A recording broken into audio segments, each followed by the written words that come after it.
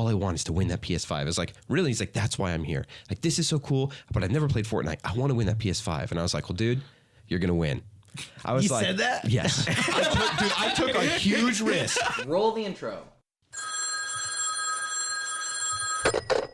Hello? No, I know. No, don't worry about it. Season 4 starts right now. Let's go!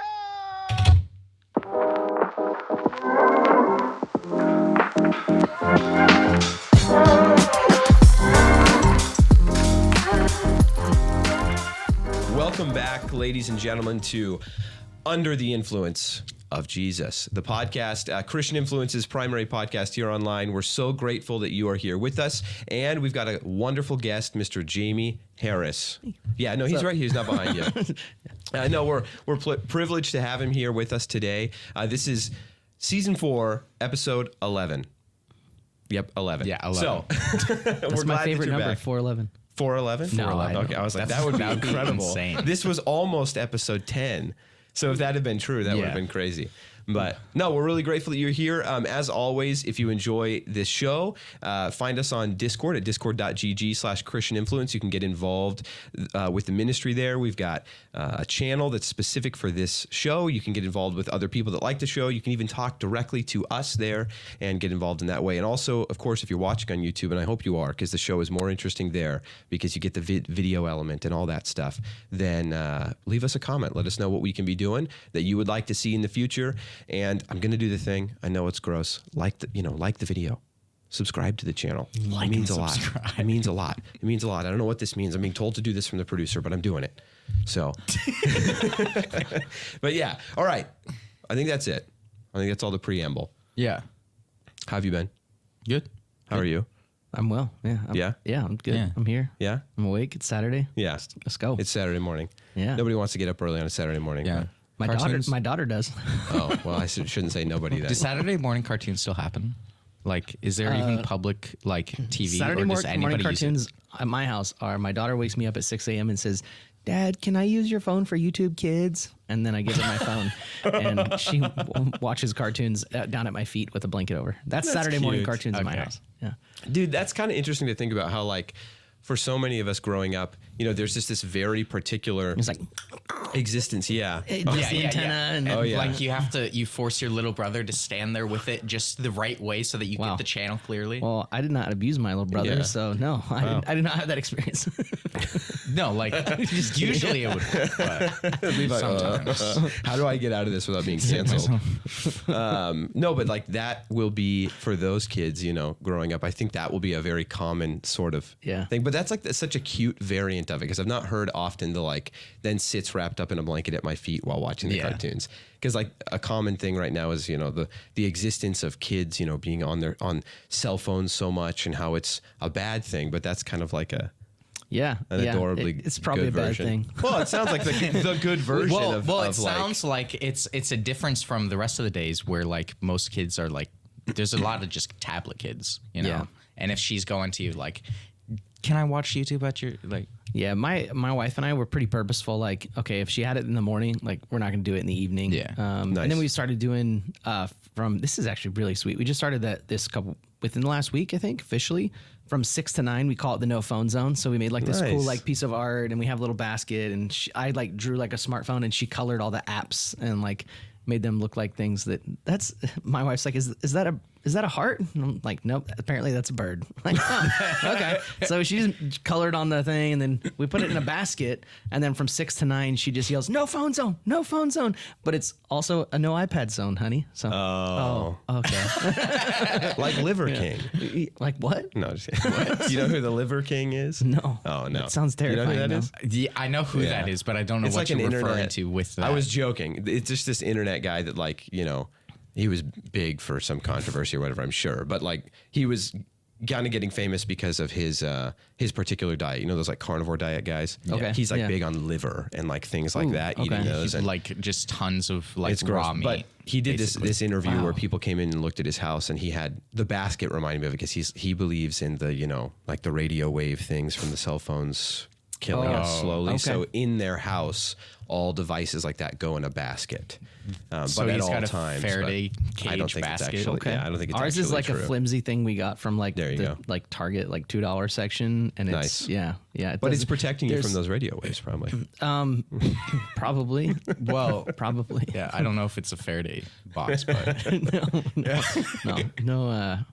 Yeah. What is it? The 5G thing? That's the thing, right? The yeah, 5G. yeah. But I mean, that's in the air, dude. Like, Is that in the air? I don't know what anything that's about that it. was the problem with it because the towers. We should have talked. We should have talked to Jacob about that. We should have. We had our last guest. I was saying earlier, my brother-in-law. He was talking about how AI is going to be the end of us. So, Okay. which fair is, but an opinion. I mean, some people have that opinion, and Yeah. I mean, I think it's fair, but Yeah. I my feeling on AI is like, I don't know. Like we're gonna go some way sometime. Exactly. If AI is a way to go, like that's pretty cool. Like I mean, if the end of the world is inevitable, Is a and it's sci-fi like movie, die of a like- disease or die by like robots taking over the world, which one are you gonna choose? Like, come on, I don't know. yeah, Let's choose robots taking over the that's world. kinda- disease would be that's- kind of boring. Like kind of a based opinion, Yeah. a little bit. Kind of Alright. cool. yeah, I can see that. I can see that. I mean, Yeah. like if you could choose anyway, like hey, the world has to end. Choose.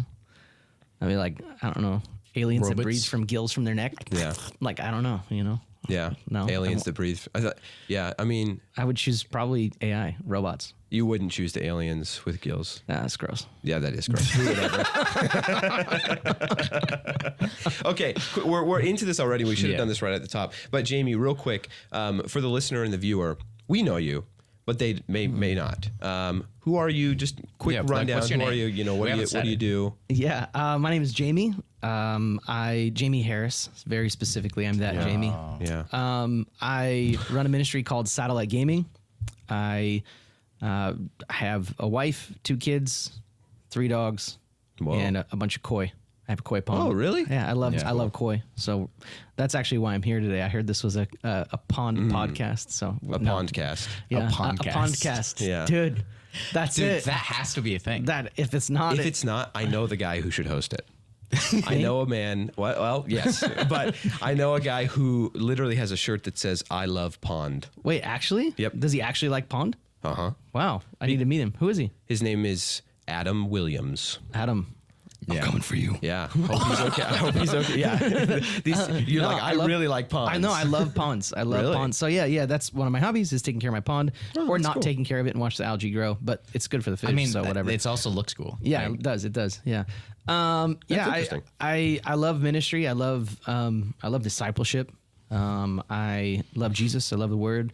I love what you guys do. Video game ministry has been pretty much my life. I would spend my full-time job for 5-6 years. Yeah. And now I would say I've been doing it since I was, 15, like very purposefully. Wow.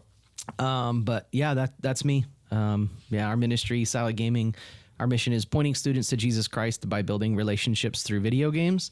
And I mean, there's a lot to unpack, but that's the nutshell of who I am. Yeah. Yeah, I mean, our listeners have heard a little bit about satellite gaming. We've talked about it a few times.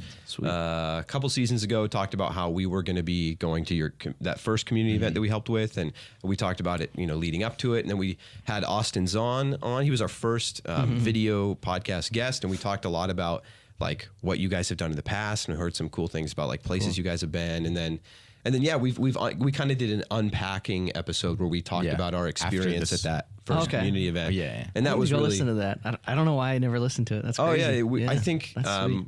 and there's a couple episodes that just have the the name satellite gaming in them or Austin's episode, and those would be the ones. But we have yet to talk about. We want to do this on the show. We had yet to kind of unpack that last community event we helped with because we were waiting till you were here, just to get to kind of maybe if we wanted to talk to you about that event a little bit. Here I am. But here you are. Yeah.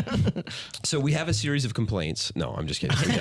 No. Me too. Oh, really? No, just kidding. No, I will say right off the bat, so those who are longtime listeners kind of already have an idea of what this was because we've talked about them before. But for those who aren't, maybe describe kind of what the community event is or, its purpose and how it looks. Yeah. So depending on where you catch me, I'm going to talk about the community event a different way. Yeah. But since we're under the influence here of Jesus. Jesus. Yeah, Jesus. Yeah. He did have a Starbucks cup. I don't know what was in it, I guess. But yeah. Well, holy water. it was Jesus. It was. So no. The community event, I would say, is the very tip of the iceberg of our ministry. Okay. Using the traditional like iceberg mentality. Like, if you don't really know why people say that, there's a lot that happens under the water level, right? But you only see this little bit. Even when the tip of the iceberg is massive, you see this giant thing. It's way bigger, and there's way more foundation to that iceberg under the water. So the community event, whether they're big or small, when we say community, what we mean is there's not going to be a gospel presentation at that specific event. The reason we do events like that, one, I think that there were times where Jesus just like did cool things and then didn't like preach the gospel. He just did a cool thing, left people wanting more, and then they followed him because they wanted to see more of those cool things. And then there were times where we very purposefully like, hey, I'm going to feed 5,000 people, and then I'm going to like give the coolest sermon ever, like that. So we definitely have ministry events, what we call ministry. So when we say community, we mean it's not overtly gospel. It's definitely covertly gospel. And I don't even think, as followers of Christ, I don't think we should have to clarify like, oh, well, I'm sharing the gospel like with my actions. It's like, well, if you're a Christian, that should just be how you live. Like that's how the gas station should be a ministry opportunity for you, right? So we're like, oh, when do you actually do the ministry? And I'm like, I mean, if you don't have an answer for that as a follower of Christ, like in how you go to the grocery store, then like just revisit how you go to the grocery store, right? So we try to find people that love Jesus, that want to radiate his love, have a presence at the community event. So that's great to have Christian influence there because we know there's a bunch of people there that love Jesus. So when we do the community event, it actually plays a part of the entire calendar year for satellite gaming, which really starts in the fall. And the fall is all about us getting into as many schools, public spaces as we can, and just meeting people, building relationships, saying like, hey, we're here, we're available for you. We just want to play games and, no like hardcore trash talk, but a little friendly banter. You know what I mean? Like we get into that space, and it's much like a football team or a basketball team, but it's really just playing games with kids. Yeah. And over the course of the fall, we also get to know the school administration, build some trust. We show up. Levi, you've had some experience with getting to know school administration, and that can be like, whew, sometimes. Really? But it's just fun because every school's dynamic. Yeah. So, you never really know what to expect. And like administrators are people. You're going to have one admin who's like, every single duck's got to be in a row. And you ask them, hey, do you want me to grab you a coffee next time I come in? They're like, I don't drink coffee while I'm working. I'm like, wow, your life must be really boring. But then you have another person who's like this like spunky admin that's like, hey, Levi, can I get you a coffee next time you come in? You're like, who are you? So it's what the first semester is it's us getting to know the school, the climate, the students. Then when we build that trust, second semester is actually like kind of, again, covertly just living out Luke chapter 10, go from door to door, from school to school, from game to game, from lobby to lobby, in search of what we've what the world has kind of coined as like a person of peace. Look for people that are willing to and excited about exploring this peace that you have to offer as a human. And that peace is the love of Jesus Christ, whether they know it or not. And when you begin to build those relationships, there begin to be opportunities for students that join our Discord server or come to other satellite gaming events to start hearing more and more about what we do. So the second semester is like identifying those persons of peace. And then at the end of the school year, pretty much, towards fourth quarter of school, we host this community event. And this community event, because we've built those relationships of trust, we're communicating to the school. There's not going to be a gospel presentation. This is an event for the community. The school says, promote it all you want. And there would be times where we went crazy with promotion, and we had over 300 kids. And like running an esports tournament for 300 kids is like stupid. Like it's like that would need to be like a 3-day event. It would be. So there was 120 kids at this one, and we felt like. Like with the exception of like the FIFA turnout, everything else we're like, this is a comfortable amount of people. I was like, this is good. Like I think we could have a few more people, but I don't think we needed more to justify the production level. So what happens is it's 120 students. There's about 30 parents that participated in the parent workshops, about 50 parents there in total, and like 60 plus volunteers. So around 300 people, just hanging out, playing video games, building relationships. And from here, what this does now is it allows us to really identify like who are those gamers of peace, who are those persons of peace. So I went to one of the middle schools last week, and dude, I'm so happy to show you this. Actually, I'm going to show you this right here. What's funny is I meant to show you guys this before. Oh no, you're good. But now I got to show you here, dude. Check this out. I bumped into a guy. I bumped into a student at a middle school. Whoa, that's sweet. That's incredible. Yeah. That's awesome. Pretty cool. I'll have to send that to you guys.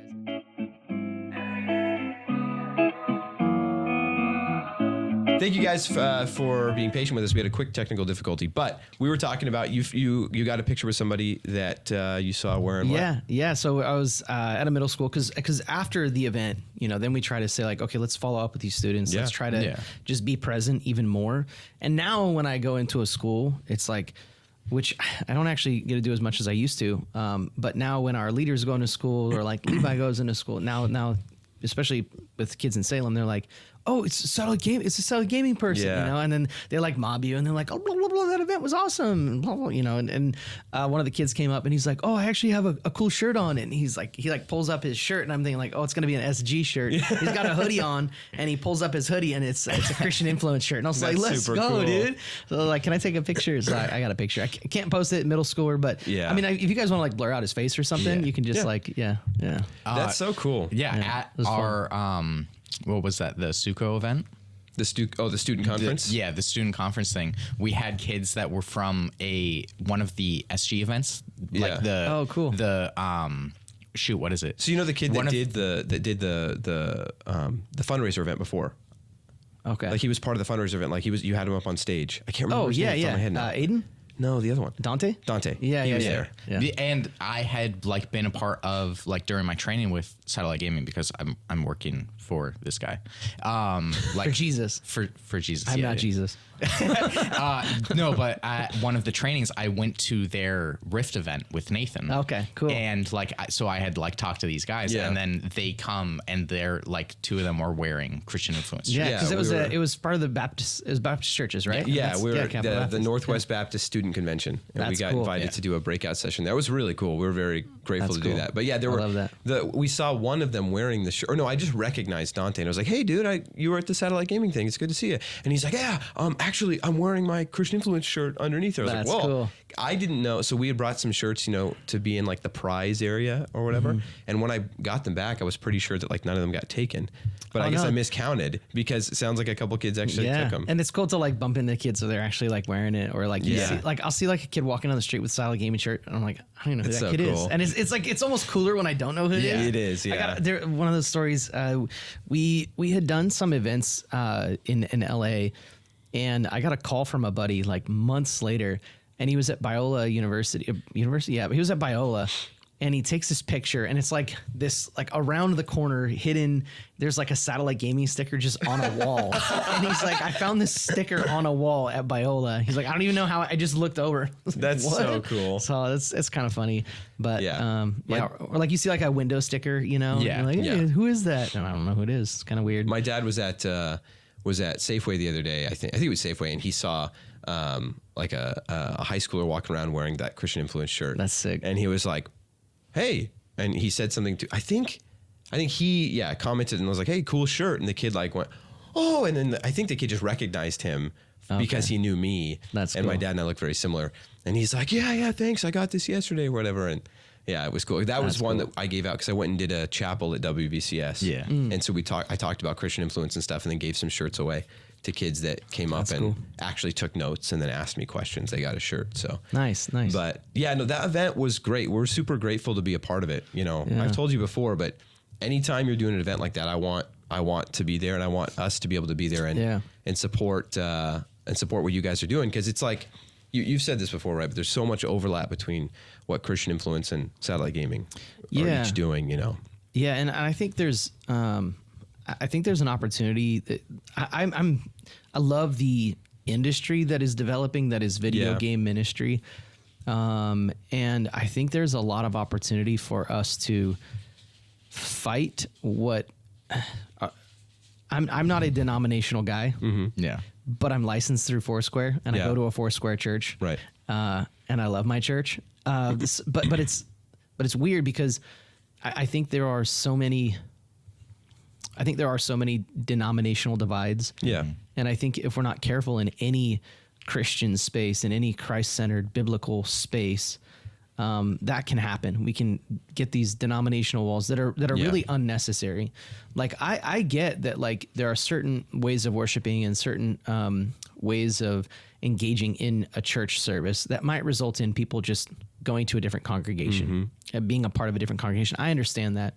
But there are these divides where it's like, hey, because of how we worship on Sunday, we don't actually do anything else together throughout the week. And I don't want the video game space to be that, you know? And unfortunately, I see it in some spaces, you know, if somebody, hey, I don't like that you play Diablo on stream. And I'm like, well, I've been playing Diablo since I was 7, so talk to my dad. You know, I get it. I get, but I'm like, man, if there's opportunity for us to do stuff together, let's just do it. And I also think that if I want to be as purposeful as I can with these community events, what I've got to acknowledge is there's only so many people that I can train and equip to continue those relationships on after the event.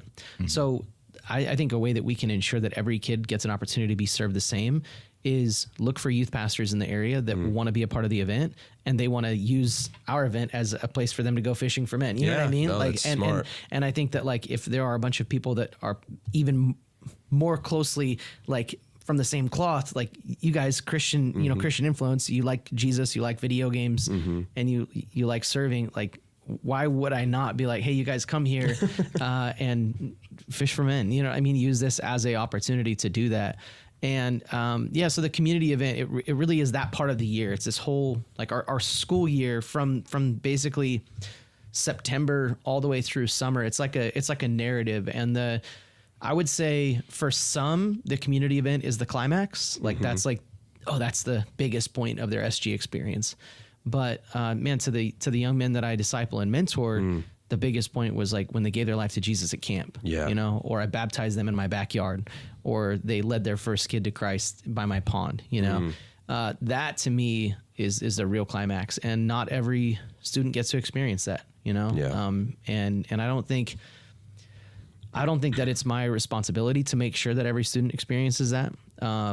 But for us, our big net that we cast is a community event because we want it to be really fun. And then when we find those persons of peace, we call gamer of peace, we then say, all right, Lord, how do I reach this person in a more purposeful way based on what their needs are? And I really like it. So that's the role that the community event plays in the whole calendar year of SG. It's very purposefully placed, very purposefully done. And I think, like, I've said this before, and you and I have talked about this, and maybe this is the direction we can go, maybe not.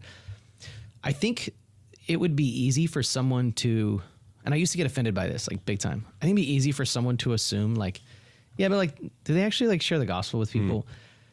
And I'm like, man, I don't even care when people say that anymore, because it's like, if they could just be a fly on the wall for Sunday nights at my house, our discipleship group, like, oh my goodness, like I don't even care what people think, because I just know the Lord is working and He's doing radical things. And so I think that for us to have this big community event, cast a big net, serve the public school district, and then be very purposeful about who we pursue discipleship with, I think is really cool. And I also understand, like, the concerns, right? But it's like, I mean, if there's trust, and if they don't know me, they don't trust me, right? Because I think trust is earned. But, like, I think there should be this trust if we are in ministry, we are being thoughtful about this, and it is done with purpose. But I think it would be easy for some people to be like, oh, they just play games. I mean, that's fair, but nope. We've talked about that too with what we're doing. I mean, you know, we have somewhat like this benefit that our name is Christian Influence, but just as much people could see that as us kind of like wanting to put a name on it so that they won't question it, right? Yeah. Like I've run into a little bit of that, of people being like, video games? Like the minute I go, you know, in certain, I've certainly found, like, in certain audiences when I'm talking about what I'm doing, I find myself a little bit more scared to mention that what we do, part of it is video game stuff. You know, just because I'm like, they're going to think that, you know, or whatever. Yeah. But then I'm reminded that, like, at the end of the day, the work that we're doing is for the Lord. And and he knows, our hearts, and we can't judge one another's hearts, and we're called not to. And I think like it's a huge encouragement when I consider, like, I go into things and just go, if every day I'm reminding myself and I'm reminded that I'm working for the Lord first, right? And I'm serving him and serving other people, then it's like when you said it doesn't really bother you anymore, like, yeah, like if somebody goes, well, are you really doing ministry? I just go, well, you know what? Are you? Most like, people that ask me that, I'm like, who are you disciple? Like that's harsh. Yeah. I mean, that goes back to like, don't, look at the speck in in their eye versus the log in yours, right? Kind of like, yeah. Like I can't think of a time where someone, and now if you're someone who has questioned whether or not we do ministry, right. Give me some grace, because I'm not saying this as an absolute. Yeah. But I can't think of a time where someone who is passionately engaged in like evangelism, discipleship, that is passionately engaged in making disciples of Jesus Christ, questioned whether or not we do ministry, because even if they hate video games, they hear it and they go, that's cool. Yeah. Most of the time, if someone has to question it, I think that's, I think I've learned that is them kind of, that's actually, I celebrate that, because I think what they themselves are doing is exploring what is ministry. I don't think their question is, can you really use video games for ministry? Their question, without them realizing it, is how do you just do life and combine it with ministry? Because if they know the answer to that question, they don't need to ask me, when does the ministry happen, right? It's like if I said, like, oh, my ministry is going to the grocery store, if someone has to go like, how do you do that? And I'd be like, well, I mean, if I have to explain it to you, that's fine, but like, smile. Yeah. Show people the love of Jesus, like, be happy. Like, you know what I mean? Like, I feel like people just get it or they don't. And I look forward to it now. I would rather sit down and have a cup of coffee with somebody that doesn't get it than someone who does get it. Because if they do get it, I don't know. Cool, great, keep going. We're already on the same page. Yeah, we're already on the same page. But if they don't get it, either there's something I can teach them, or there's something they can teach me, Yeah, good point. And they can go like, Jamie, you really shouldn't be doing this because of da da da da. And I guess I'll quit and go find a different vocation. But I haven't had those meetings yet. Yeah. Yeah, that's a good point. No one's made that argument yet. No, I mean, but not to a point where I quit. Yeah. No, so not a good enough but not a argument. good enough one. Yeah. Not one that convinced you maybe it was coming from the Lord, right? Yeah. But yeah, no, I got to tell you real quick. So we've talked about it together a little bit, but how much we love getting to be a part of the community event. But this one, there was something really cool that happened. There was a kid there, and I don't know his actual name. I asked him, and he didn't tell me. He just went by Stitch. Okay. And the Fortnite kid, right? He was, yeah. Yeah. And dude, so the year that I first volunteered, I walked away from that like, man, this is great. Like, I totally get this. Like, this is such a great opportunity. You get to make kids feel special. And there's so much about like being adults that I think we need to focus more on how we can look back at kids and be like, how can we just find ways for them to know, hey, that we see them. You're like, what's one of the most popular things kids are always saying? Like, hey, look at me, look at what I'm doing, look at me, and it's like, it's important to teach kids about humility and things like that, but also just kids, like, they need to know that adults care about them and want to give them places, that are safe. The climax of what Jesus said with kids was like, no, we should stop what we are doing and pay attention to the kids. Yes, that's very true. Yeah, and so like walking away from that event, I was like, man, this is such a great opportunity where people who love Jesus can go and go like, what do kids love to do, right? Okay, sure. Are there some problems with video games? Sure. Well, let's give a place for kids to enjoy video games that it's not a problem, right? Like, or at least far less problem. Or far less, right? You can see where it's a problem. You should talk to that parent's mom. But that kid's mom. That kid's mom, yeah. I should talk to that kid's grandmother. Yeah, I should talk to your grandma. But no, it's like I walked away just being like, this is so great. And then this because I had some interactions with individual kids, that was impactful, and I didn't really get an opportunity to follow up with any of them, but it was cool. And I just was like, you know what? I will keep praying for them. That was the ministry that came out of that for me. But this last time, I had more specific individual like opportunities with some kids, and one of them was this kid who went by Stitch. And what was really cool is I got to again help with the Fortnite tournament. Levi and I both did, and this kid showed up after the first round. And I guess Perry was telling me, you know, out at the front booth, they had been kind of like, you know, we don't know which tournament he wants to play, I guess. And they'd been like, I think they were talking about it, maybe a different one. And he goes, you know what, I want to do the Fortnite one. And they were like, well, the first round has gone by. Are you okay with that? And they're like, oh yeah, it's fine. And come to find out the reason they were saying that is because he'd never played Fortnite before. Oh, really? He comes into the second round. Carson comes in and goes, oh yeah, use this spot. You know, we got an open gaming console. He sits down and I overhear Carson ask him like, oh, you like Fortnite? And he's like, I've never played it before.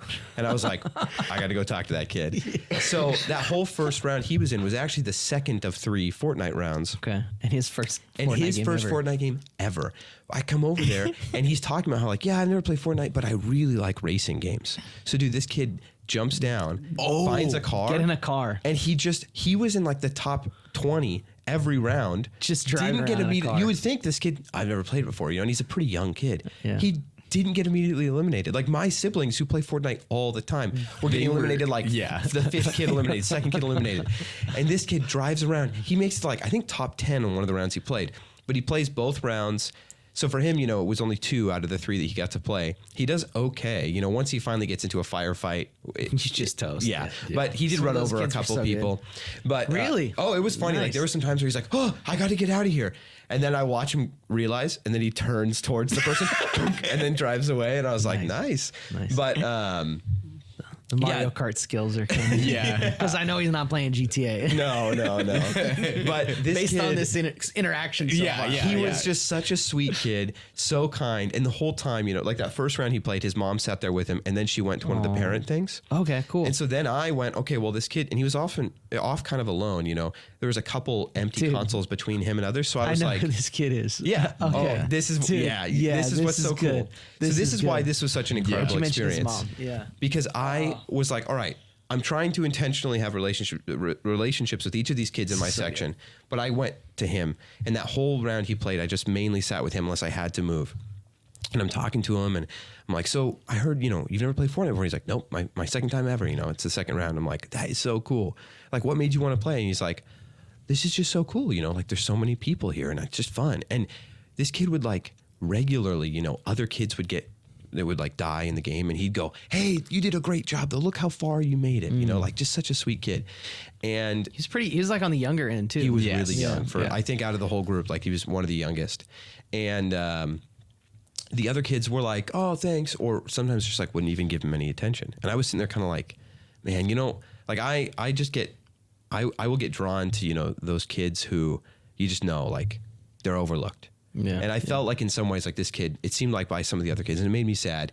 But especially when you see a kid like that who's like, I'm going to go out of my way to try and be personable and make friends, and then kids just kind of like don't respond, you know? Yeah. And I was like, hey, that's really nice of you to say that. You're right, you know, like they did make it pretty far. And so I was trying to encourage them to keep doing that. But it was such a great time, you know, and I just was like, man, I'm so glad I'm here because already this is great. I get to talk to all these kids, but I get to talk to this kid, right? And over the course of that game, I just had so much fun getting to know him, and he's such a sweet kid. So immediately, you know, when I ask him like, you know, other questions like, well, what are you most excited about being here? He's like, man, did you know they're giving away a PS5? And I was like, oh yeah, they are. And he's like, I just, that's all I want. So one of like 130 people. Yeah. There's 130 people that could win it. And he's like, all I want is to win that PS5. I was like, really? He's like, that's why I'm here. Like, this is so cool, but I've never played Fortnite. I want to win that PS5. And I was like, well, dude, you're going to win. I was said that? Yes. I took a huge risk and was like, Stitch, I think you're going to win. I want you to win. I think you're going to win. And he was like, I hope so. And I was like, you know, but I just was like, I'm just going to be positive about it. I was like, I think you will. And I really want you to. And I want you to know. Crazy. I was like, don't tell those other kids, but I really want you to win it. And he's like, oh, that would be cool. But he wasn't really like, he was just locked into the game. He's like, oh, that would be cool. And just kind of moved on. And then that game finished, and there was like a 10, 15-minute break where you guys are tabulating scores to see who's going to make it to finals. And I kind of expected, like, I didn't expect him to go into the finals. He's like, so do I stay here and keep playing? And I was like, you can keep playing if you want while you wait. Or, you know, you've played 2 games. Do you want to go, like, walk around? And there's, like, mini games out there you can play and maybe win some prizes. He's like, oh, yeah, that would be cool. Can they help me win the PS5? And I was like, well, no. But no, dude. But you can win other things. He's like, that sounds like fun. And so then we got up. Dino chicken nugget pillows. Those. But I was like, wait, where's your mom? And he goes, oh, I don't know. I was like, well, you know what? You probably like, he probably shouldn't walk around by himself, especially if his mom comes back and finds him like that. So I was like, all right, I'll walk with you. Cool. So I walked with him to each of the mini games and played these games with him. And it was just great. Such a great time. Like easily the kid I connected with the most.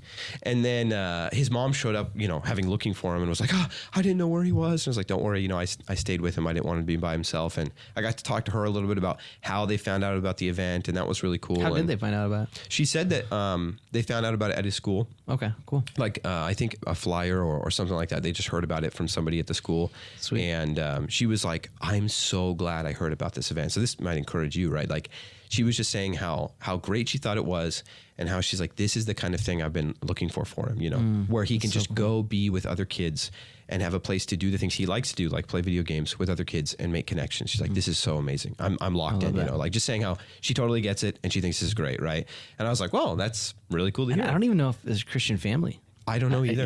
I don't know. Yeah. I didn't really even talk to him about that. I don't think so. But she was like, yeah, this is great. And I was like, well, I'll have to pass that on. I'm really glad to hear that you find value in it and that you believe in it. And because of where we are in the story, I'm going to interject. Go for it. So like all the while you're doing this. Yeah. Right? So I'm in the parent education place and for these events, we've gotten to the point where like, I don't really do much other than just walk around and talk to people. Yeah. That's what I try to stay available for. Talk to parents.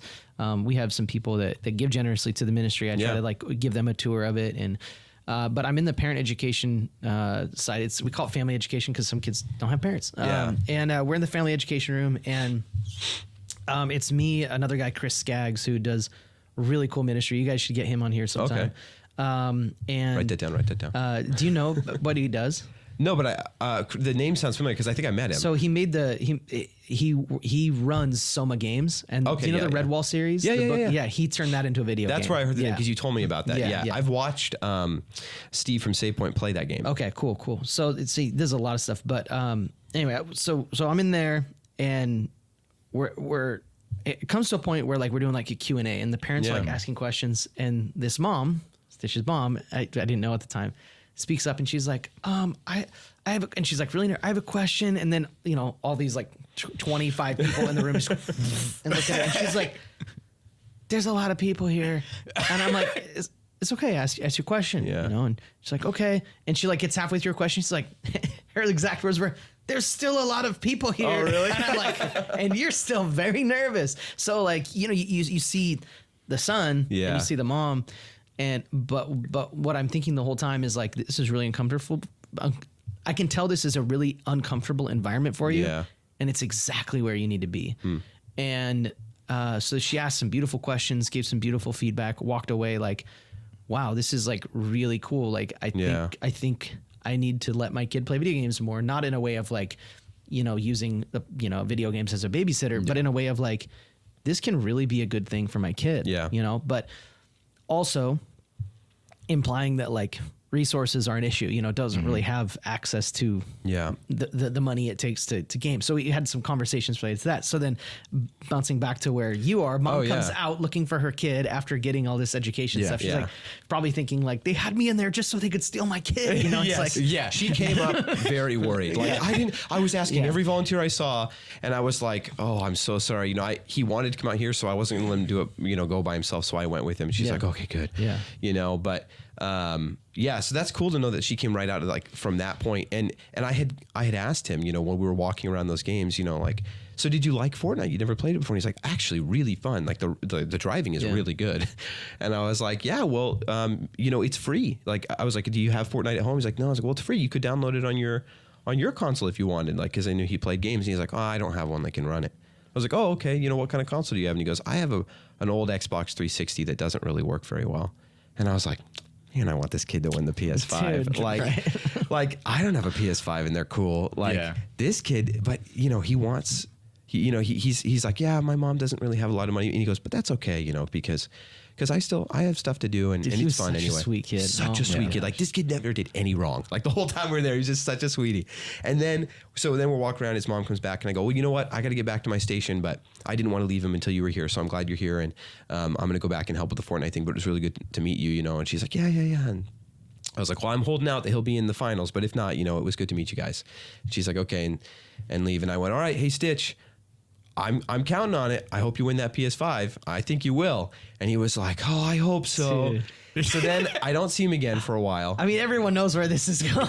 I mean, you can kind of see it, but like, Well, it was so cool because At the time then you didn't. No, I'm saying these things like that's I'm so- either just going to be like this kid didn't encourage this, or this guy just encouraged this kid, or a villain. Like, Dude, no kidding. like because I'm sitting there and I'm hanging out with other kids and I'm trying to convince them to give me like partial time with their PS5, like if they win it, because I know that they won't. So I'm Nice. getting them to like make these deals, like You yeah, know I can that have they it, like won't? every Wow. other weekend. Because like the odds are so slim that the people that I want to win it Well, will Jerry's actually over win here it. like promising And this he's kid just like, you're gonna "Hey, win. You will me, win this no I- matter what. I told other kids too, like, yeah, I hope you do too. That would be cool. But this kid, I told him like, I think you will. And I just was like, because of his age, I just felt like it would be good to just, you know, not Get his hopes up. poo on his parade a little bit. Just be like, he's like, I want to win it, and I think or he never said I think I can. He's like, I want to win. I think it'd be so cool. And I just wanted to just like, I don't know, prop him up. But maybe it was a bad idea. But it ended up being okay because then later we're sitting there, right? He doesn't make it to the finals, so I don't see him there. And it's the end of the event. You know, it's been really exciting. We're all sitting around because we watched the final championship of the Smash, which is so fun to watch the Smash Brothers thing at the end. And you it know, was brothers. brothers competing. Yeah. We're all Brothers in cheering. It was Smash actually Bros. brothers, yeah. Yeah. Oh yeah, those two guys are and brothers. that was like, if you were there, you know the Oh frame my- rate was so messed up. I was so Yeah, annoyed. but the energy not in for the the room, students. no. For them, it was they didn't even know what was going on. Yeah, but for the us, spectators, it was like But it was painful. exciting Yeah, though. yeah, it was fun. And so all of us Christian Influence guys that were there, we had quite a few from Christian Influence that were volunteering, are sitting in this one section, you know, and all the kids are back with their parents and stuff, and we're all watching the finals. And then you guys get up there and you announce, you know, all right, we're going to draw for the PS5. And I'm looking like, man, where's Stitch? You know, and Carson had been like, man, you know, where's that Stitch kid? Because I feel like he was talking about how much he wanted to win it. That'd be cool if he won it. And I was like, yeah, dude. I was like, I told him, like, I That's crazy. I looked at him and was like, if there's anybody in this room that could win that, if I could pick one, my siblings are here and I wouldn't pick them. I would pick this kid. And Joel and Jenna, my siblings, are right behind me and they're like, that's fair. I was like, you guys have a PS5. I was sitting with Jenna and Ingrid and Yeah. like convincing them to like Let you play the PS5. Yeah, they told me about that later. Let me have like Dude. own it. So then we're sitting there waiting, and you guys draw a ticket, That's so and funny. my brother, it's like really close to his number, and he's like, oh, and then it's not his, and nobody says anything, and I'm like, you know, it's like whatever. Stitch didn't win, but then we're waiting, nobody calls it. Yeah. So you guys are like, oh, I guess we have to redraw, and I'm like, here we go, and you guys call out the number, nobody answers right away, and then I just hear. And I look over, and I didn't know where he was sitting. I because see he's him. so short. Yeah, dude, He is he tiny. jumps out down the stairs. His He mom's goes, like crying. you know, and all of us at with Christian Influence lost it. You know, people are clapping, but I don't know if you saw Carson. yeah. All of us stood up and went, yeah, just double fist pump in the air, just screamed so excited, which probably looked so funny because everybody's like, yeah, this kid won a PS5, that's cool. And then all of us in black t-shirts stand up and like just losing it, like, you know, our team won the Super Bowl. But we were like, and I started like tearing up. Like I was so excited. I was like, I'm going to cry right now. Dude. Like this is so cool. Cause like this kid, if there was anybody I could pick there that wanted it, you know, I was just like, you get an opportunity to make these kids special. Like I talked about earlier. And this kid is all he wanted. And you know, things aren't the most important thing in life, but when you're a kid, like when you win something, man, it's like being on top of the world, you know? And I think the Lord uses that as like Oh, a I story think for so. all of us, right? Yeah. So I'm gonna. This is crazy. So we have obviously no way of rigging that, right? Like we have no way. Allegedly or officially. Yeah. Officially, there's no way. No, but check this out. So I have two more stories of that, and I'll make them short. Okay, but, go for it. So the last one that we did last year. So we're doing the event, you know, giving away. But I think we read like 5 tickets before we had someone that came up. Yeah. The kid that won it, I'm going to be very careful to protect because like connected in some ways, but Yeah. the kid who won it, I mean, basically grew up living in cars, living Wow. in a 3-bed trailer with a family of 5. You know, you talk about like people living in a 3-bedroom house with a Yeah. family of 5, 3-bed trailer with a family of 5, and now being raised by his older brother who's like 20. Wow. You know, 21, I think. He's 16. He's being raised by his brother who's 21. Because family are not in a position to raise him properly, and living in a small place, and so that the 21-year-old is like having to be dad, Yeah. and doing a great, as good of a job of that as you can, And that kid, like, living in a trailer every day, like the older brother moved out, took all of his gaming stuff, you know what I mean? It's like he just plays games on his old busted up smartphone. That kid won the Xbox One S last year. So that was sweet. Okay. That's cool. Cool. The year before this one we're talking about now? Yeah. Okay. I was there for that one. I think that kid was in my section. Yeah. Fortnite. That's cool. He's so cool. So then now back up to the like events that we did like in schools before COVID. Yeah. Okay. Cause that was these are our first 2 big community events since COVID, before COVID. Okay. Do you guys know Finley? Yeah. Okay, so Finn, he's somebody at Sally Game. I can name drop him. He's one of the guys that I mentor. But so I remember this was actually Nathan. I think this was the year like Nathan, this kid Alex, Jack, like these guys all played Overwatch, and they got just destroyed by middle school kids. Okay, they went in like super like cocky, ready to go, and they were real humble about it. But they realized like, wow, like we are not as good as we thought we were at this game. And one of them was, but like the others just like, dang, we got roasted. Okay. Well, before the event, they all like, I would always do this thing where I'd let the guys just like crash on my couch, you know what I mean? Crash in my house. Like we always have people in our home. That's just how my wife and I do ministry. And these guys are all crashing our house. And what happens is like one of them shows up, or it's a couple of them show up at like 2 a.m. or something. And I'm like, dude, what are you doing? I'm like, dude, last night my car got broken into and someone stole my Xbox. And we're like, oh my gosh. So this kid had his Xbox stolen, and so he didn't have an Xbox. So we had to use like one of our Xboxes for Overwatch. It was like this huge deal, and it was like just a really big bummer. Okay. Yeah. So the next day we're all like, dude, this kid's got to win. This kid's got to win. This kid's got to win. And he didn't. Oh, okay. And Finley wins the Xbox.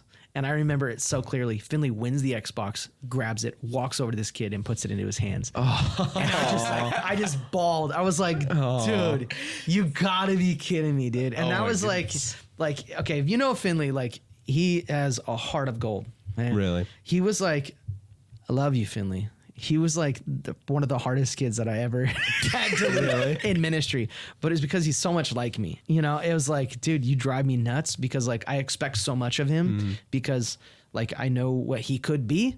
And now, I mean, he's just like the way that he's progressed and grown and just taken his walk with Jesus so serious is just beautiful. But I mean, we're talking like 12, 13, 14-year-old Finley, you know, just like one of the kids that I spent the most time with, and probably because of that, one of the kids that drove me just most bonkers. But like he'd have these moments where I'm just like, you're one of the coolest humans I know, you know? And so to me, to have like multiple stories of like who wins the big prize, you know, that's so cool. Like the prize is, for a kid, it's a new console, right? And like there's plenty of stories where it was just somebody that, you know, got their second PS5 and probably sold it, you know, like I don't know. But to have these stories where like, no, man, it really impacted somebody's life is really cool. Yeah. I think for that kid that won it this year, like just knowing the story, getting to talk to him about stuff beforehand and how he's like, I've got a 360, but I can't really play games that I want to play. But that's okay. But he was so humble and sweet about it. Yeah. I was like, it'd be cool to find a kid that like wants it and say like, he deserves it. But this kid was like, but I'm okay if I don't. And that made me like, so this kid, I want this kid to get it. Dude, like, no kidding. And it's also super cool hearing about like the mom, like in the situation as well. Like I interacted with his mom most of the time, and I'm hearing all these cool stories about him, and I'm like, I had cool stories with the mom, dude. Crazy. That's so cool. That's so awesome. No, I'm so glad that event exists. I think that it's a great thing that you guys are. I didn't know when you were talking about like where it's placed in the year, like so intentionally placed at the end, but I guess it makes sense, you know? But I just hadn't thought about it, but that's cool to hear that. It's really cool. It's like I think we've made more mistakes than we've gotten things right. Like I just think I think that's how I am as a human as well. But like all of our mistakes like point us to like getting this one thing right that we go, that's pretty cool. And like I think where the event is placed throughout the school year is really cool. It's weird because there's a lot of kids that come to the event that don't participate in our weekly programs. Like in any given week, just in schools, there's probably 130 to 150 kids that participate in our programs. And I would say like half the kids that are there participate in our programs. You know, a good chunk of them are just from like local churches, and then a good chunk are like kids we never met before. And what's cool is a lot of times the kids we've never met before, like now, you bet next year they're going to be signed up for a satellite gaming club, right? Yeah. So the real journey is like, and this is any of the stories we have. It's it is the story of like, oh, my first event, this happened. Fast forward 5 years, and now it's like they're sitting on my couch, like reading through scripture, and like, dude, I remember my first SG event. You know what I mean? And it's like that's really cool to me. That's really cool. It's so cool. I mean, and I bumped into a kid at a pumpkin patch last year, just randomly, and he's got like this girlfriend. He's in college now, and he's like, Jamie? And I see him. I'm like, dude, I don't know. He was like this chubby middle school kid, and now he's stretched out. He's like, dude, it's so-and-so from Satellite Gaming, blah, blah, blah. And I was like, dude, that's cool. He's like, are you still doing Satellite Gaming? I was like, yeah, man. And he's like going to school to be in IT. And I'm like, sweet, when you're rich, here's our donation. Yeah. You know? But I don't think he's a follower of Christ yet. But to see that like that person now, and he just goes like, dude, like, those events were like the highlight of my school year. Like, I'm like, dude, that's really cool. You know, I mean, kids have school dances, kids have like sports and et cetera. But to know that like the thing that's another thing to me is like the thing that they remember the most from school. Yeah. They don't even know this, but it was a seed planting moment by the Holy Spirit. You know what I mean? And so then someday they're going to be like, man, I wonder what Satellite Gaming's up to. They're going to go to our website, and the first thing they're going to hear is pointing students to Jesus Christ by building relationships through video games. And hopefully we're available. So when they reach out, like we have a couple people now that have reached out and said, hey, Satellite Gaming was cool when I was younger. How do I volunteer? Yeah. And as I talked to them, they're not Christians, but one of them was like, hey, I've got a cousin that goes to this school, and I really want my cousin to have a club. And this kid's not a Christian, right? So we allow non-Christians to serve we don't call them mentors. We refer to it more as like a coach, right?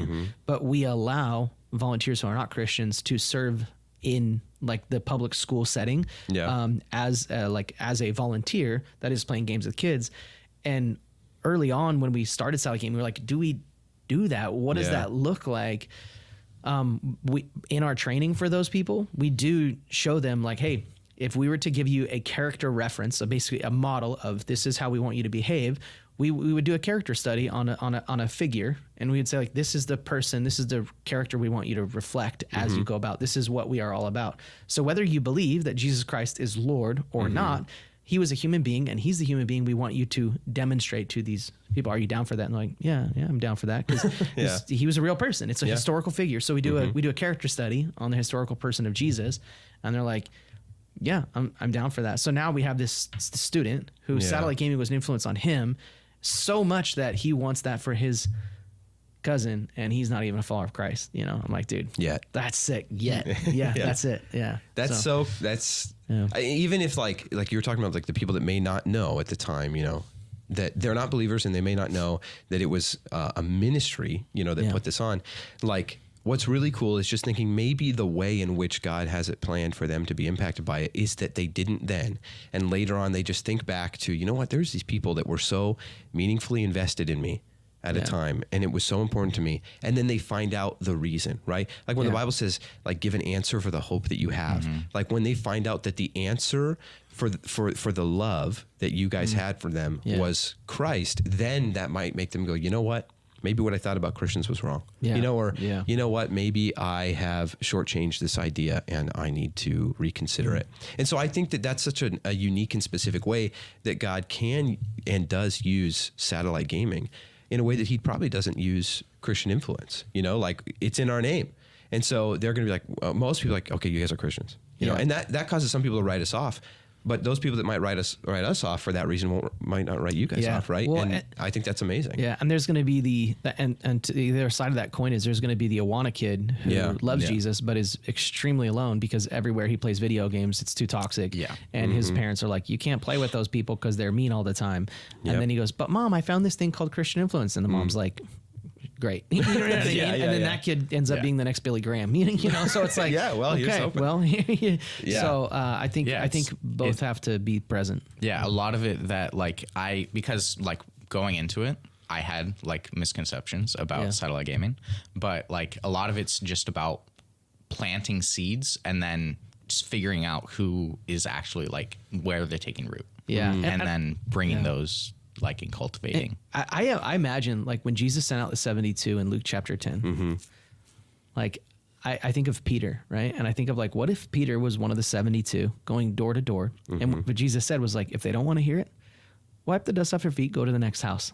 I imagine Peter being like, no, Yeah. If they don't want to hear it, I'm going to shove it down their throat. Like Peter's like, no, that's they very have Peter. to hear it. They have to. And Jesus is like, just wipe the dust off your feet. And I picture, somebody else maybe that was more chill. I'm not going to say Judas, but I think Judas was a genuine lover of Jesus Christ. He just got caught up in his flesh, So that said, I think as Jesus is sending out the 72, thinking about Peter, I think Peter would have been a Christian influence guy. You know what I mean? Because he's just like, so like, I have to, like, I can't not just. When you think about it. Yeah. Like I really think so. But some of these guys that had a tax collector background, like Luke chapter 10, like, oh, I don't have to, like, that's my jam, dude. Like, hey, can I just like eat, drink, and hang out with you?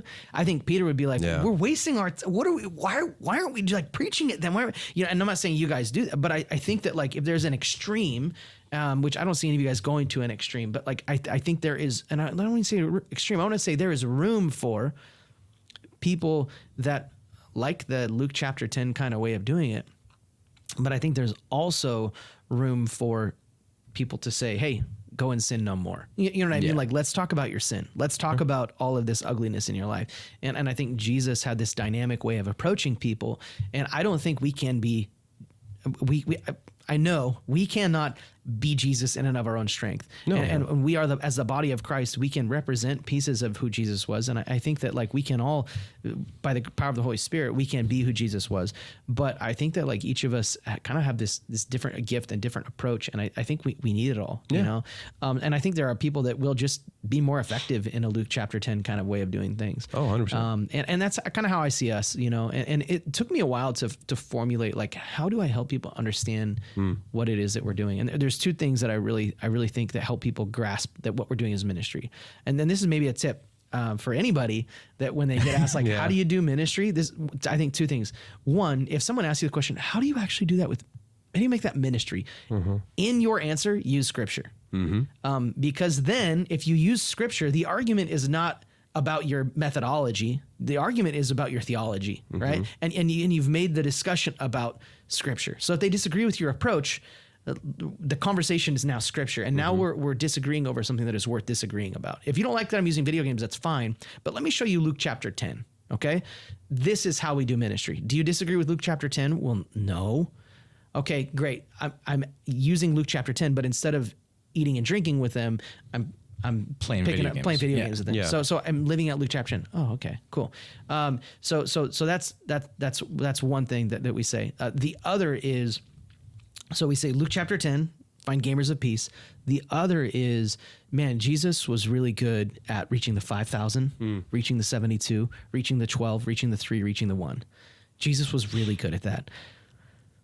I'd like to be as effective as Jesus, but I'm not.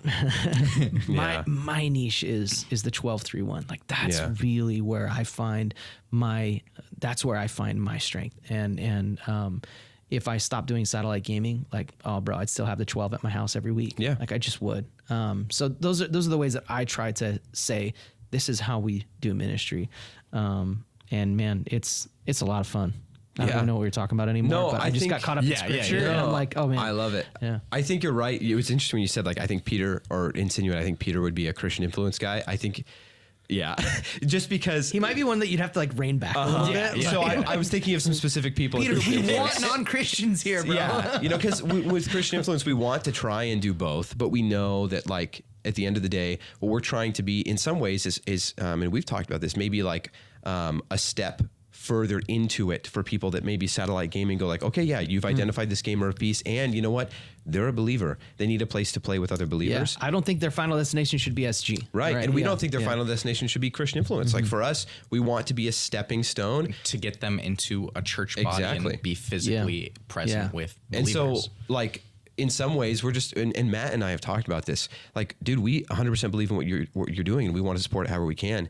But at the end of the day, we're like, man, I'm glad Jamie's doing it. Because, we just know how hard it would be for us to do it. Like, because you're just, you are better at doing, like, going in and being like, hey, we're satellite gaming. Like, when we consider it, we're like, I can't not be Christian influence. I don't know why. It's like we can't, when we did this Stuco presentation, I said it like, we want to wear it like a badge on our sleeve or a badge on our chest. Like, for whatever reason, yeah, maybe we identify with Peter a little bit, just like we just gotta, but I think that we have to have what you have, and we have to have what we have. And because you talked about earlier, like denominations, and I've talked to Levi about this a lot, but I really think that this generation of believers right now of the church is really weary of the denominational differences. And I just hear from, and maybe it's like I'm hearing what other generations heard too, and they said the same thing, but I think I'm seeing it because like I hear so often from people our age being like, dude, don't we all believe sure, maybe there's some edge cases where they don't, but like they believe the gospel. And my grandpa and my dad always grew up being like, we don't associate with that church. And then if they really got down to brass tacks, they'd be like, they believe the gospel, but but they believe the gospel, and that's what matters. And sure, maybe they dance in their service sometimes, and I don't do that, but that doesn't matter, or whatever. And so I think I'm wondering if it's just a product, like this generation is a product of a generation that was really caught up in that tribalism, right? And humans do that so easily. But now we're just like, I don't like that. Yeah. But I do love Jesus, and so do they. Let's try and find ways to do that. And so I am encouraged because I believe, because I think it's good to hope for good things and, and pray for them. And if they don't happen, God's got something better. Yeah. But one of those good things that I pray for is that, you know what? Denominations, a whole lot more connection than there has been historically, or at least in the last 50, 60 years, and seeing more things where they're working together. Yeah. Because, and like even in Salem, like there's this like worship group that's going around that's working with all these different, it's called like Cherry City Worship or something. Cherry City, yeah. Yeah, dude. Great. And like things like that where they're like, we don't care what denomination you are. Like you're from this church, you're from this church. Yeah, we'll all work together and find this space and do this big worship group. And it's like, dude, that stuff needs to be happening more. Oh, I agree. And it's been needed. And because what if in some ways denominations are good? Because if not used as tribalism, if instead used as going, let's focus on the things that God has equipped us to do well, and they focus on things God has equipped them to do well, and we don't try and poach each other's, instead we just go, how much can we help support what you're doing and you support what we're doing, because we're all doing it for the kingdom. So like what I like about that is like, so I go to Foursquare Church. When I originally took the job at Lake Point, I didn't know it was a Foursquare Church. So really? Yeah, I accept the job, drive from Idaho to Oregon, sit down, and I'm like at Panera with my pastor and my boss, Tom, and he's like, yeah, and eventually we'll talk about you getting licensed. So I was like, licensed, like, so I can like marry people? And he's like, well, yeah, but like licensed through Foursquare. I was like, why would I get married? There's a Foursquare church. And he's like, yep. Wow. Okay. And I was like, didn't know. And he's like, is that going to be a problem? I was like, well, they may not license me. But no, they did. You know? And I was like, I didn't really care a whole lot about denomination. And I think where I am with it now is I think there are certain denominations that are positioned to serve and reach certain people. I mean, kind of like Peter and Paul, right? Like, I mean, we talked about Peter, but Paul, wheels up in this courtyard and he basically quotes a hymn to Zeus. You know what I mean? Like that would be like me showing up and like dropping like an Eminem quote, like, till I collapse, like I'm going to serve Jesus. And people are like, have you heard this song Till I Collapse? I'm like, yeah, but dude, Paul quoted a hymn to an idol. Yeah. If Paul can do that for the sake of sharing the gospel, like I can quote Eminem. Like, and some people would be like, no, you cannot. And Peter would probably be like, no, you cannot. I'm like, okay, Peter, but I didn't go cut anybody's ears off. So like we're gonna be having these conversations about how to do ministry effectively. Like, so I do think that there is room for different approaches, and I think it's necessary. And I think Jesus found a way to serve the 5,000, serve the 12, serve the 3. And he did it with such fluidity and just knew exactly when to do what. I don't have as much wisdom as Jesus. I pray that I would. And I pray that when it comes time, I will. But another example is I think with like, Foursquare is not very liturgical. Like it's kind of just like chill, just good vibe. Like worship's great, but like there's not a lot of liturgy in that. Like let's like you go to Lutheran church, it's like let's get out the red book, let's get out the blue book. It's like a lot of the liturgy of Catholicism, but like we're still making it like an independent, like Christ. We don't have priests. They don't have, you know, I mean, it's, I don't know a whole lot about it, but I know that like when I went to a Lutheran church, it was very much more of what I aligned with, but with like some practices, right? So there was a book that I read called The Liturgy of the Ordinary. And this book just talked about how to take the idea of like losing your keys and making it an act of worship, take being late for a meeting. How do you turn that into an act of worship? And like making the ordinary things in your day, like using your phone an act of worship. And that every time you open your phone, the first thing you do is read a scripture. Then you get on Instagram, you know, like how do you find liturgy in the ordinary things? And a church like a Lutheran church, I mean, that's going to help you find liturgy in everything. Yeah. Whereas Foursquare is going to be like, yo, who's dressed the coolest? Like, awesome, let's worship, you know? And I say that as a dig against the denomination I'm licensed to. but let's be real. Like, if you go to a Foursquare church, you know exactly what I'm talking about, right? So I guess, like, but there are some people, unfortunately, that are only going to go to a church if it looks cool, you know? And like, I hate that. But then there are some people that are only going to go to a church if like it's going to be more contemplative and not this like kind of showy stuff. But I think we need all reflections of that in Weekly Rhythms from Church. And I think I'm really glad that the Lord has found people that want to do video game ministry in different ways. And I'm telling you, the Pacific Northwest, dude, the number of video game ministries, like if you were to put like a little red dot on every place that has video game ministry, dude, Lord did something crazy here in the Pacific Northwest. Like with us, with Satellite Gaming, Christian Influence, Save Point Ministries, and then you have Imladris, Soma Games. Guys, in Silverton in June, there are going to be like 200, I don't know how many, but like over 150 game developers that work with like Blizzard, Riot, Activision, Naughty Dog, Amazon Games, work with all these companies, and they're going to be gathered in Silverton to talk about how do we influence the direction of the gaming industry over the next 100 years. Wow. Like that's in Silverton. For Christ? Like, amen. Yes. They are followers of Jesus Christ. That's insane. And it is crazy. And I can say that now because it used to be kind of this like underground group. Yeah. But now they're like, nope, let's come out and I was about to ask that because you've told me about that before. And I thought it was this underground thing. No, I was like, no. As of this year, they're like, okay, let's try to let more people know about it. So it's people that are passionately in love with Jesus, make video games, and they don't want to leave these secular companies. They don't want to make. Yeah. There's some that make Christian games, but they're like, no, how do we handle the gaming industry better than Christians handled Hollywood? Because how they handled Hollywood, there was a professor that said, I would rather my students go straight to hell than put a foot through Hollywood on their way to heaven. Ugh.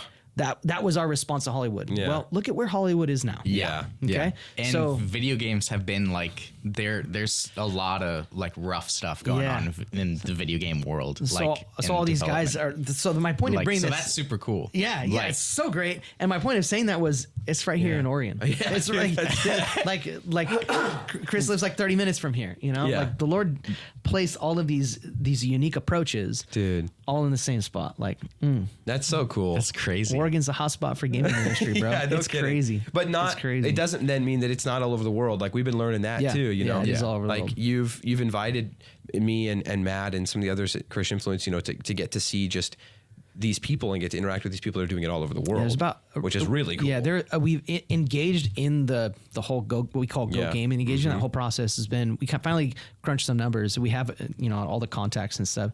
It's about 150 leaders, like people that are like, I want to do this from 70 different countries, representing like 90 different ministries or organizations or churches. Yeah, like that's crazy. And those are like, those are people. Those are not just like, I play games and love Jesus. Like, no, that's guys like you that are like, I want to use this as a tool for the gospel. Yeah. 70 countries, bro. That's so nuts. Cool. That's and nuts. Like, it is really cool to see how God is using, you know, so many people, and they happen to be in the same area, which means they can help each other be more successful in it. But also it's been really encouraging to get to talk to people from all over the world. Cause then, man, that's like, even more so, like, I'm not alone in this. You know, I'm not doing this alone. Yeah. Sometimes when it feels like, because that's like what it felt like when we started this all. It was just like, the only things doing it. And I actually share this, and I don't even know what time it is. Like, we're near in the end here, which we didn't get to as many. We try and do like interview questions, kind of. Oh yeah.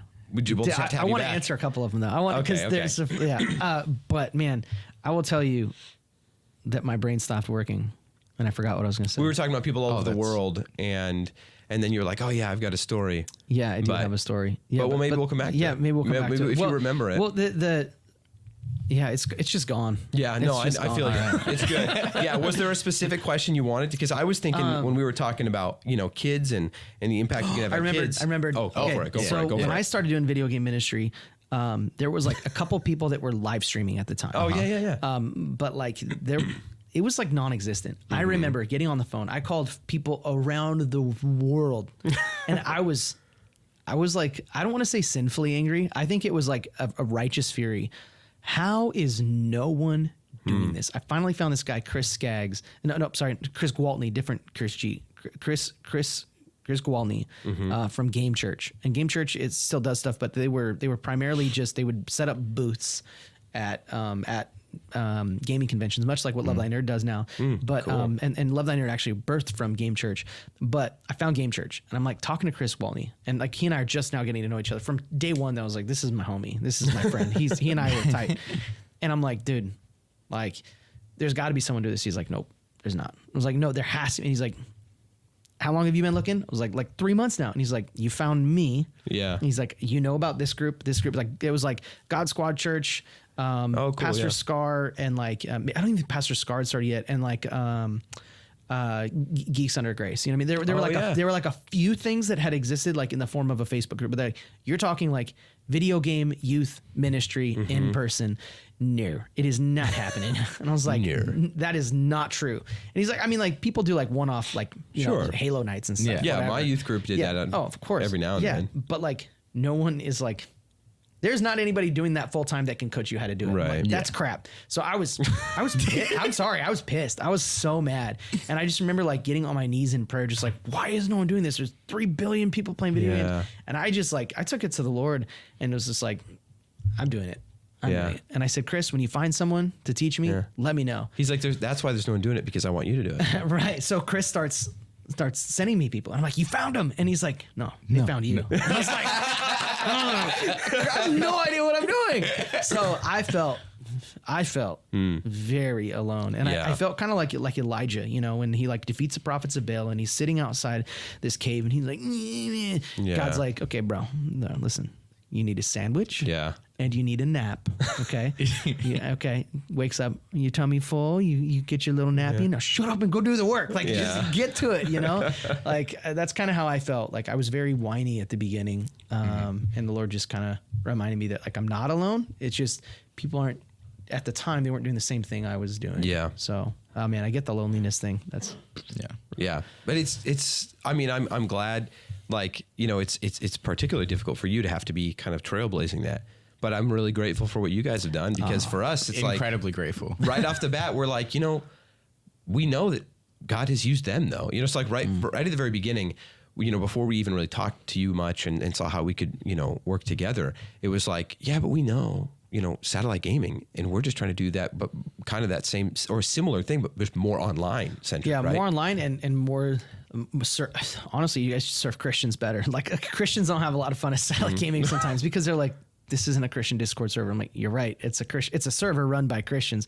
It's not a Christian Discord server. Like if you try to talk theology here, like, bro, you're going to get burnt by like a lot of people. And like, we do have space for that. Right. But it's mostly my living room, you know, like in-person things. Yeah. No, I just thought it was, but even in that, we know, like, you know what, it's a response to living a gospel-founded life that you're doing what you're doing. And so that encouraged us. You're like, you know, if these people that we believe, you know, are living a life founded on the gospel, and this is what they're doing, it gave us some encouragement, right? To be like, then because there was, especially the beginning, we talked about earlier, you know, some people like, how will they respond? Is this just their excuse to play video games? Or like, that was even more right at the beginning. It's like, I didn't even know my own intentions. I'm like, are my intentions? Like when we started the D&D podcast, I'm like, I think the worst of myself, right? So I'm like, I am definitely just doing this like so that I have an excuse to play D&D and say it's for Christ so that I can play D&D. I'm like, yeah, that's why you're doing it. Yeah. Even though when we talk, we're like, if there's a right way to play D&D, that's it. Yeah, no, we're like, we literally started being like, hey, we're Christians playing D&D. There's no Christian D&D podcast out there. Like that's how it all began, because like we love D&D, we would listen to D&D, and then it gets like so the more worldly. that you listen to it, the more that you notice how worldly and like just and it was impacting us like the people that play all over are like that record it and are, and it was promoting like a distance from God, and I found it affecting my life. So we're like, man, maybe there are people out there that are recognizing the same thing. They want D&D podcasts, but they're Christians, and they're just realizing. So we started, but then even after that, literally being the reason, like I'm sitting here like, no, my reason must be because I just want to be able to justify it, right? I had some of those thoughts too. Like editing is just like, man, does this matter? We just, but then we don't deserve this, but like God definitely came through and was like, no, it matters, like right away, because we had people joining our server that were like, what you guys are doing here is amazing. Praise God. And we're like, oh, thank you. How'd you find it? And they're like, oh, I just searched Christian D&D and found your guys' podcast. And we're That's like, cool. The first time that happens, you're like, dude, we lost it. Yeah. But it happened like 3 people in the same week. That's so And we cool. were like, only 2 episodes into that show. So like in a similar way, I think it was amazing for us to be able to go, even before we really interacted with you guys much, like, you know what? No, like that helped us to justify what we're doing. Because we're like, we know that God is using it. Cool. So I'm glad to hear that. Yeah, that's awesome. Okay. Because it's long, and there are a couple you said you did want to answer. We try and do this because we used to have guests on that we know well, and we just hang out with them. And then we're like, man, the guests or the people listening don't really know them well. We'll ask them some intentional questions. But you know what? This has been a really good, just natural conversation. Well, I just want to tell everybody what my favorite video game is. Oh, yeah. Okay, good. Dude. So I would say we don't have to ask you, are you a gamer? That's apparently obvious, right? Yeah. You have a ministry that uses gaming, right? So okay. What is your favorite video game right now, and why?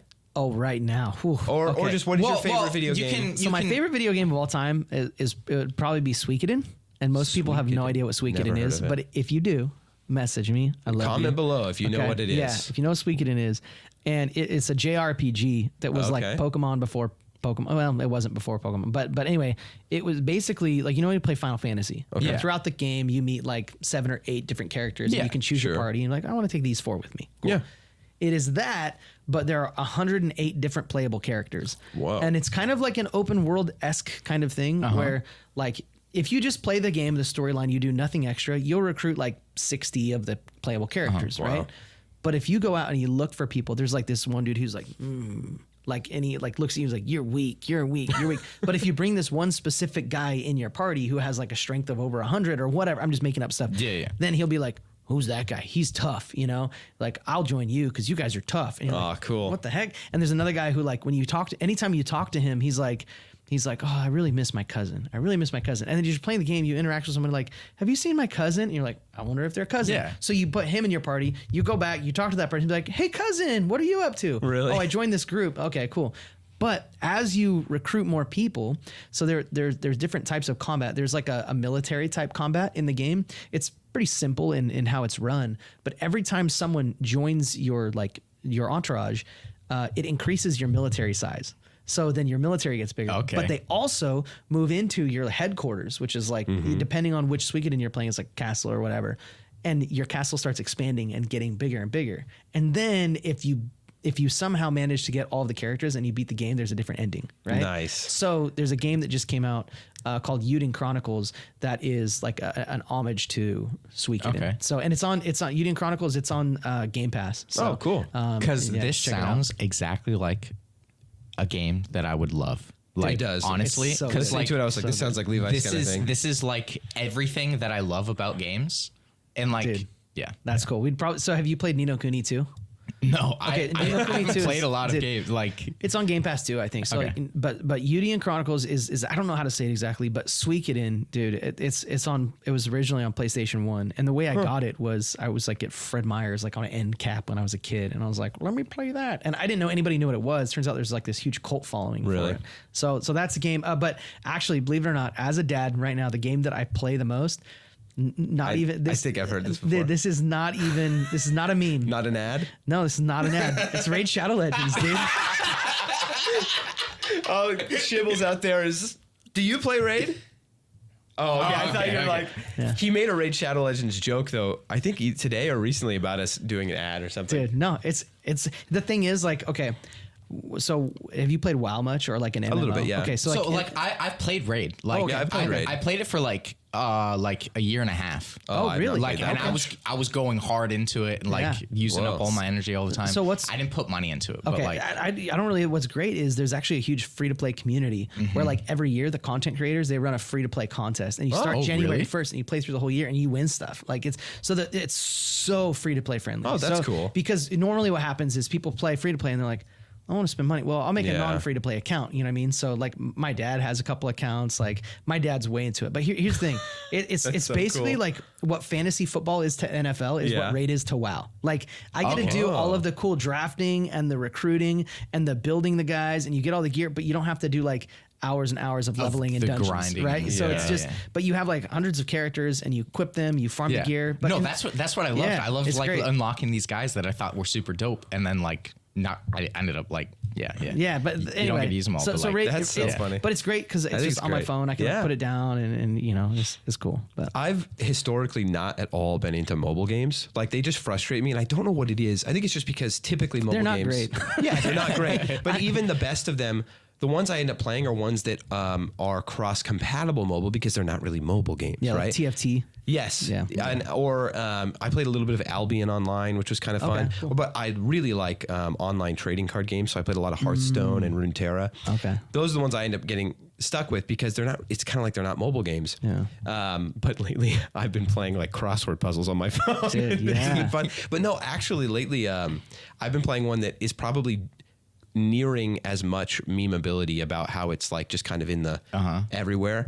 And I don't like doing things when I know that it's like, yeah, everybody, you know, this is the Yeah. popular thing necessarily, but I've been playing Marvel Snap. Oh, okay. Have you played that?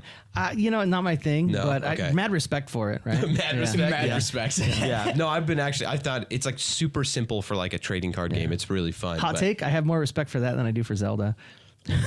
What? Dude, I do not I'm like not a Zelda. Zelda guy, but what do you mean by that? Dude, okay, so here's the thing. I understand why everyone loves Yeah. Zelda. Okay, great. But like, I just this Is my, this something this you is my hot shared take. before? Because this gets you hot water. Yeah, dude. Yeah, Okay, bring it. So I actually think that what Zelda did originally was revolutionary. It was very cool. Okay. Had some. They would always introduce like subtle features. Like I remember. Like Majora's Mask, you know what I mean, on 64, just doing a lot of things that like adventure, like platform or like role playing type games or action RPGs, like just didn't do, right? Okay. So great. But then someone else would come along and just do it better, you know? So they like would beat everything to the starting line, right?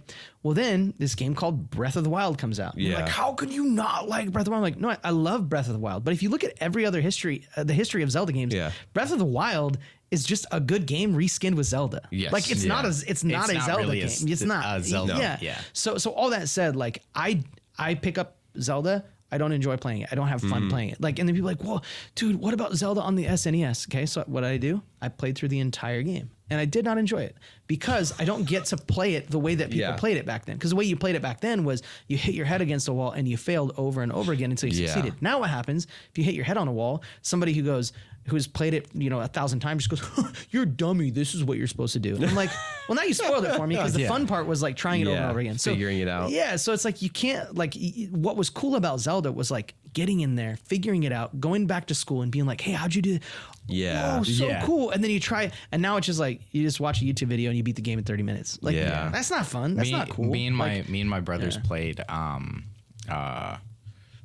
Link to the Past on our Yeah, Game that's Boy one. Advances. Yep. And like we would like my brother was super far ahead of me, and then I would get like stuck on all these Yep. puzzles and like beat my head against the wall. Wait, until, Link like, to the Past? Yeah, dude. Dude, I didn't know. That's the one that Jude and I grew up playing Yeah. together too. That's so Yeah. cool. It's that game specifically. Yeah. Was it on a Game Boy? Yeah, dude. yeah, they yeah. they brought it to Game Boy Advance, but Yeah. like, and that That's was so cool. That was the fun part, right? Was It like was. that, but that's not how you play games now. Like that's just not how. So I guess for me, like, yeah, I would have appreciated Zelda if I grew up on it, but Yeah. I didn't grow up on it. So now I play it, and it's like I kind of miss the boat on that, And there's a lot of people like Twilight Princess. Again, there's some cool, like not gimmicky, but there were some cool things. They always add like this one revolutionary thing that like makes it really great, Yeah. and they just do the simple really really well. Yeah. And I guess for me, I'm just like, I'm actually convinced that Zelda games are not as good as they used to be. But they've taken such good care of the franchise and the fan base. Like Star Wars, most Star Wars fans don't actually like Star Wars. They actually hate it because they're like, well, this one's good. All the other movies suck. And I'm like, so you don't like 90% of the thing you like. Okay, then maybe you just don't like it. But so to me, what I think is like most Zelda fans, they just like a lot of Zelda. So I think they've taken really good care of their fans. They've honored the fans in a really cool way. So they've just brought people along with them. And I do have a lot of respect for Zelda. I make the joke about Star Wars because I like Star Wars. Yeah. But like I like all of them. And I think that like most Star Wars fans don't like all of them. No, that's true. They like arguing over it. And that is a fun thing in and of itself. But Zelda fans, typically, I think they just like them all. You're right. I think of the few guys I know who are like real Zelda fans, and it's like they just love them all. So they might have a favorite, but they just love them all. Yeah, yeah. Or they'll be like, the one on Game Boy Advance sucked that had like 4-player, 4 swords, whatever. But that's what Link to the Past had 4 swords as well on the same cartridge. And I always wanted to play it. Me, my brother, and my dad all got us all Game Boy Advance SPs. So much cooler than us. And with connections, and so we like 3-way split, and we're able to play some of it. It wasn't nearly as like incredible. It's literally just small puzzles, the like being able to play, dude, how cool is that? Like because there was no other games that did that on the game. Yeah, like you know what else? Cool. Final Fantasy Crystal Chronicles on GameCube. You would plug in your Game Boy Advance to your GameCube. Whoa. And each player would have a different thing. So like one person, they would have a map where it shows the monsters. You would have a map that shows all the treasure. And you would have a map that shows all the power-ups. So like, oh, there's a power-up over here. How do you know? Well, it's on my Game Boy Advance. You're working together though? So and your controller is on your game. But it's just an action RPG. Very simple. But what you said was you're all like doing it together. So like, I feel like those kinds of things are just like lost. Yeah. A little bit. Like we were talking the other day about how Fallout tried to do that with the companion app. Yeah. When Fallout 4 came out, I don't know if you remember that, but so when you it came could out, it use was your like phone as a Pip-Boy and like do like all of your like, oh, I need a stim pack now. I'm gonna click that instead of like doing anything else. But it was so laggy because it had to run from your phone to the internet through whatever in theory, game that's series. so cool. It's a cool idea, but yeah. it's just a gimmick. But like, I wish. Yeah, I remember, like, man, as a kid, I always dreamt of having one of those cords so you could play with someone else, and I just never had one. For my favorite Game Boy games, I still have 2 Game Boy Advances, a trading cable, and I have like 2 copies of those games. It's ridiculous. Jude still had his Game Boy Advance, and I think I sold mine when I was like an idiot. That's when, but I sold it like when I was probably 17 or something. Yeah, like 17 or something. I got rid of it. Never should have. But Jude kept his, and then now he just gave it to Jenna, our youngest sister, which is awesome. When he moved to Georgia, he's like, "All right, Jenna, you can have this," and she was like, That's so cool. I played one of the games I played a lot was Pokemon Ruby. Okay, I played that game so much to the point where I completed the game multiple times, done everything you could do in it essentially, and then was like, I need to find something for me to do. So I was collecting all the Pokemon and then breeding this Pokemon with every Pokemon, writing down, if you bred it with this one, you get this. If you bred it with this one, you get this, which means then running around with the eggs and hatching them. Yeah. And then starting with the next one. And what's like so cool about that is like, that's where Zelda's different now. It's like, you just Google that. Right? Yeah. But that was so fun. I was like, I'm going to make the codex. Awesome. I'm going to make the breeding codex. And I was like halfway through doing that with all the Pokemon. And then Jude and I shared that game, And then Jude lent it out to Levi, I think, right? Or somebody. Jude lent it out to somebody and erased. It all got erased. Way to go, Levi. It was Levi or somebody, but it all got erased. And I was like, devastating. But taught me to let things go maybe a little bit. But that's fun. That was rough. But okay, cool. Well, it's been a longer episode than we told you it would be, so we won't keep you. But there is one thing. We need you to tell us a joke. Tell you a joke? Yeah. All guests we don't tell them this, but we put them on the spot. Tell us a joke. Yeah, tell us a joke. My friend just asked me the other day if I had a good joke, and I sent him a couple. And I'm trying to think of what they were. Okay, a joke.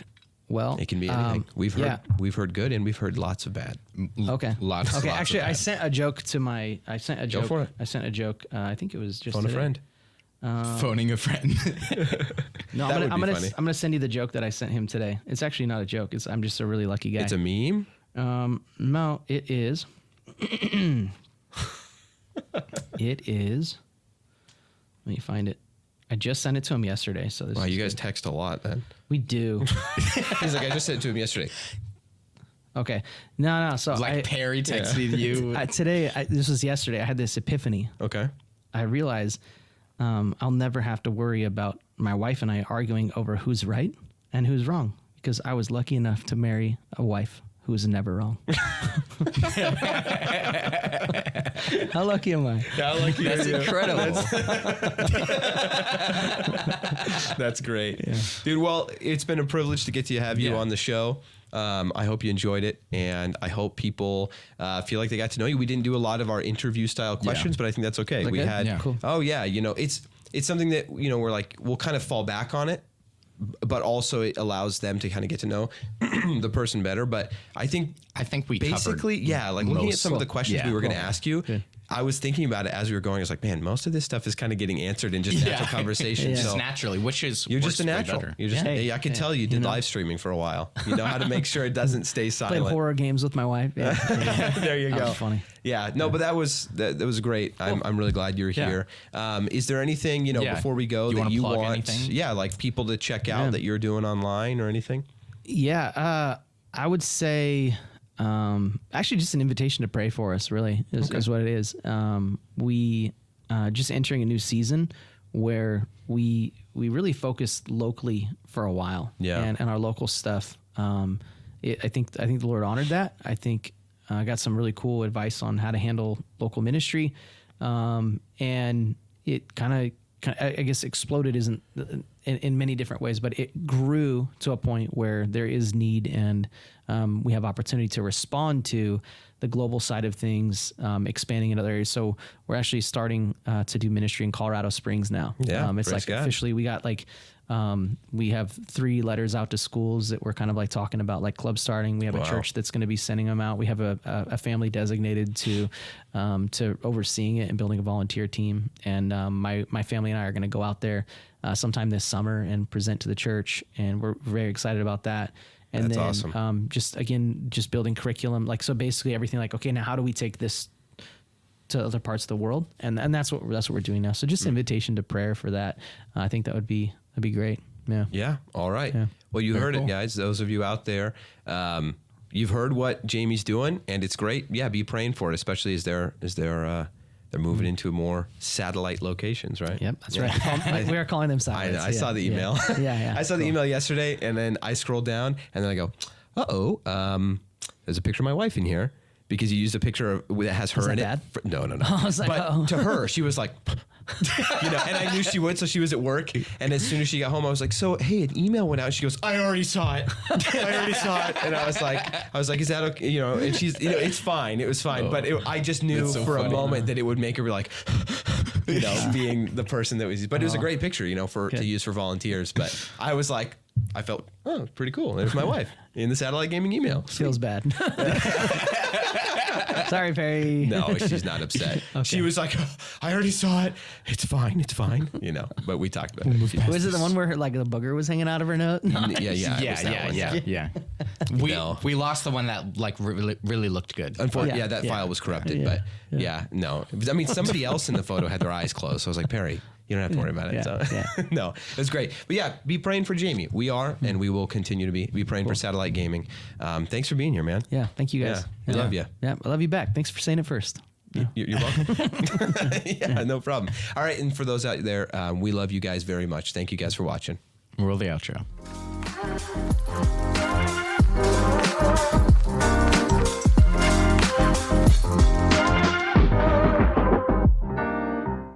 That's a good one.